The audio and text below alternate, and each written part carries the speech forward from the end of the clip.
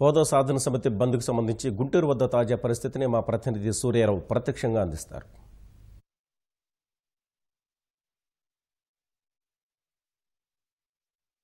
బంద్ ప్రశాంతంగా కొనసాగుతుంది.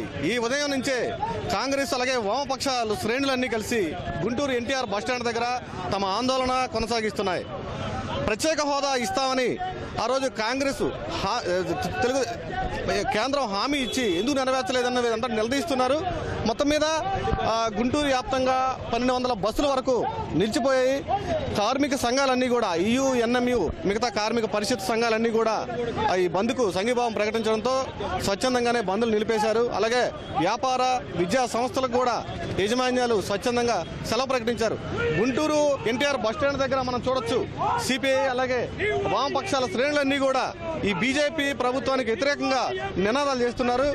మొత్తం మీద ఇచ్చిన హామీని ఎందుకు నెరవేర్చలేదు, ప్రత్యేక హోదా అలాగే ఇతర విభజన హామీలు నెరవేర్చకపోవడానికి కారణం ఏంటని వీళ్ళు నిలదీస్తున్నారు. కనీసం ఆఖరి బడ్జెట్లోనైనా ఆ కేంద్రంపై ఒత్తిడి తేవాలనేది వీరి లక్ష్యంగా కనిపిస్తుంది. ఇప్పుడు వామపక్షాలతో పాటు కాంగ్రెస్ శ్రేణులు కూడా మరోవైపు మరో రోడ్డు మీద మనం ధర్నా చేయడం మనం చూస్తున్నాం.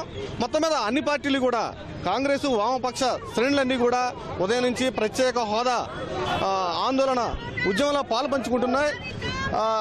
అధికార తెలుగుదేశం పక్షం మాత్రం ఈ నిరసనను శాంతియుతంగా చేపట్టాలని వాళ్ళు భావిస్తున్నారు. అందుకే ఎక్కడికక్కడ నిరసన నల్ల బ్యాడ్జీలతో నిరసన తెలిపే కార్యక్రమంలో తెలుగుదేశం శ్రేణులు పాల్గొన్నాయి. మొత్తం మీద ప్రత్యేక హోదాపై ఆఖరి బడ్జెట్లోనూ రాష్ట్రానికి న్యాయం చేయాలన్న ఒత్తిడి అయితే వీళ్ళలో కనిపిస్తుంది. మొత్తం మీద బంద్ అయితే ప్రశాంతంగా కొనసాగుతుంది గుంటూరులో.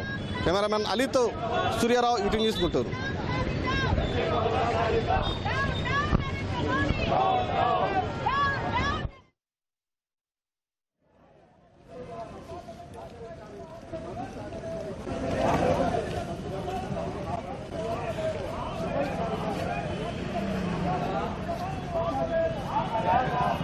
Down, down, Modi! Down, down! Andhra Hakku! Andhra Hakku! Andhra Hakku!